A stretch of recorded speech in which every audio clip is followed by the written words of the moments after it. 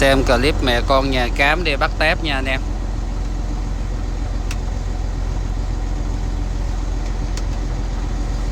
Dễ sợ cái tầng lầu à. Chưa có con tàu cá nào mà sử dụng hai cái tầng lầu mà hoành tráng cỡ tầm này ha. Chu cha, chiều mấy ông tập thể dục nữa chứ. Quay tất cả những cái góc cạnh của dân biển cho anh em xem nha. Đó, cái góc cạnh này là cái góc cạnh tập thể dục á. Yêu đời không?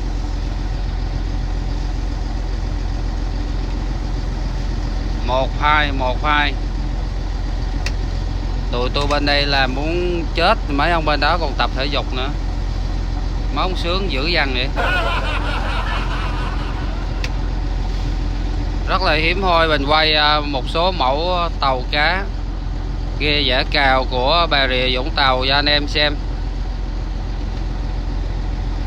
Chiếc này sơn màu dầu rái ha, màu đen nâu.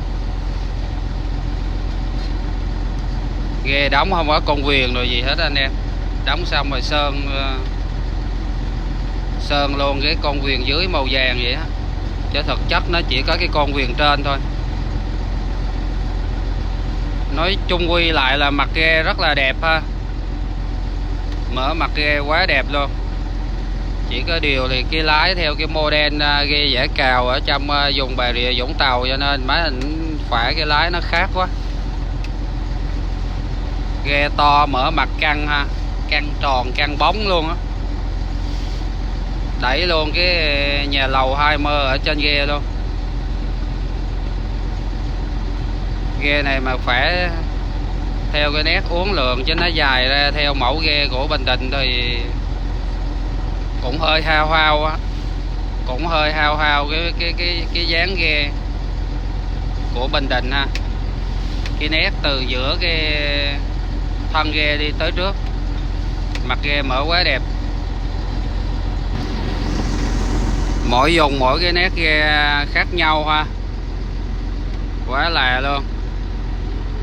Mà nó không hiểu sao là mấy anh đóng không có cái con viền dưới ha, còn cái lái thì nó dành lên vậy thì thôi, mình cũng không tính làm chi.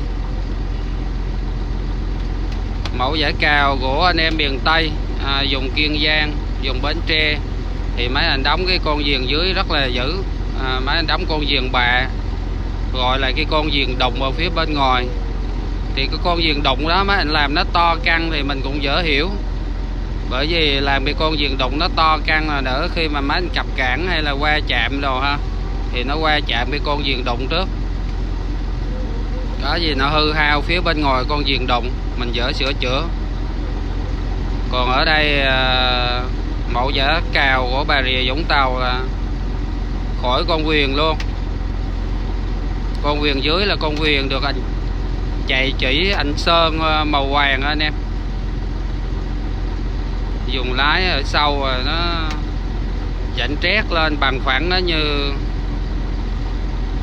cái sân banh này.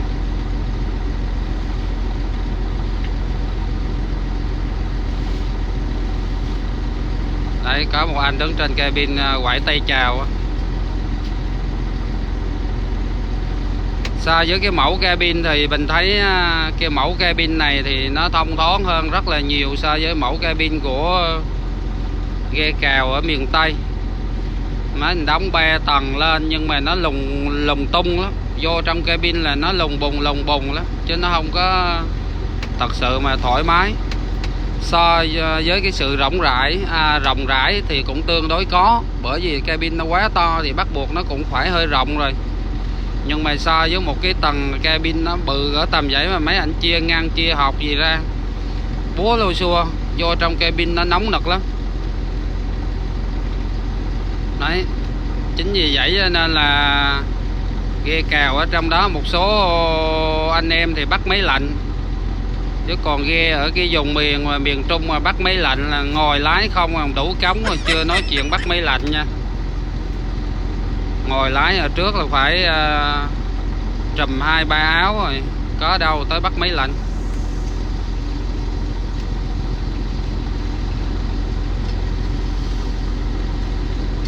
Cái lái ở sau giống như cái sân của mấy con tàu chiến quá.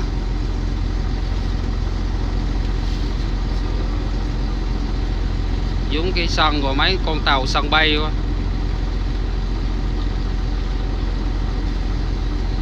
Chiều chiều quay mẹ con nhà cám đi xúc tép cho anh em xem. Nhìn có khỏe mấy anh em ở trên ghe cào thoải mái ha, yêu đời. Công việc chắc cũng nhẹ nhàng. Mấy ghe cào này dữ lắm anh em. Cào mà gặp mấy ghe Bình Định mà neo neo, thích là cào bứt neo luôn á. Này chiếc dẻ lui nè, dân miền trong họ gọi là chiếc tàu đực. Chiếc dẻ lui nhìn kém sang quá ha, nhìn nó muỗng quá. Chiếc dẻ tới thì nó cũng còn ra cái vóc dáng của cái con tàu một tí xíu. Dẻ lui nhìn quá xấu, nhìn nét hao hao giống như mấy ghe nhỏ nhỏ ở đảo Phú Quý. Chiếc Bình Định 4964 nè. Chiếc này của ai anh em vô bình luận nè. Trên ghe toàn người già không, tóc bạc 2-3 người luôn đó. Có một chú lớn tuổi ngồi ở trong tóc bạc. Phía bên ngoài đây cũng còn 2-3 chú lớn tuổi nữa nè.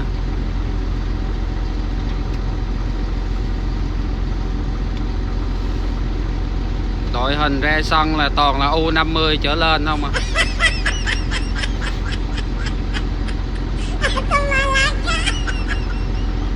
Hai con viền vàng. Mấy cái mẫu ghe mà sơn cái màu này mình cũng ít thấy ha. Phía bên ngoài kia còn có một cặp dẻ ứ nữ nữa. Quay nhiều mẫu ghe, nhiều mẫu tàu cho anh em xem. Đợt này là mình làm cái video mình lấy cái tiêu đề nó cũng điên rồ, nó không có gây sốc nhưng mà nó điên rồ tí xíu. Anh em xem video thì cố gắng coi video ở tới phút cuối nha. Có một chú lớn tuổi giơ tay chào anh em trên kênh thấy chưa, yêu đời không.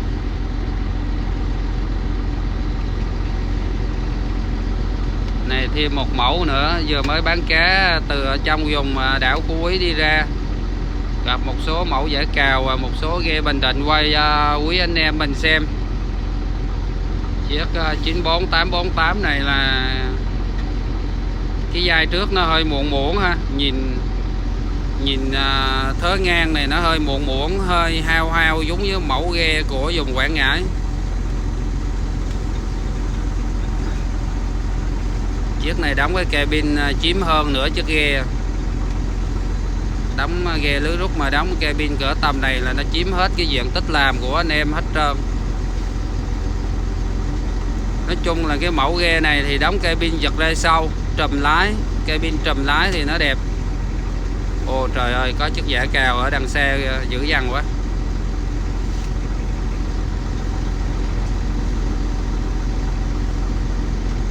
Đấy, anh em thấy chiếc dẻ cào dễ sợ không? Chắc cũng to ngang cửa chiếc hồi nãy mình quay. Nhìn cái mặt trước thì thấy nó ít muỗng, nhìn cái mặt ngang nhìn nó hơi muỗng anh em. Hơi gãy xuống, bóp hầu giống mẫu ghe của Quảng Ngãi quá. Nhưng mà ghe này là ghe Bình Định nha.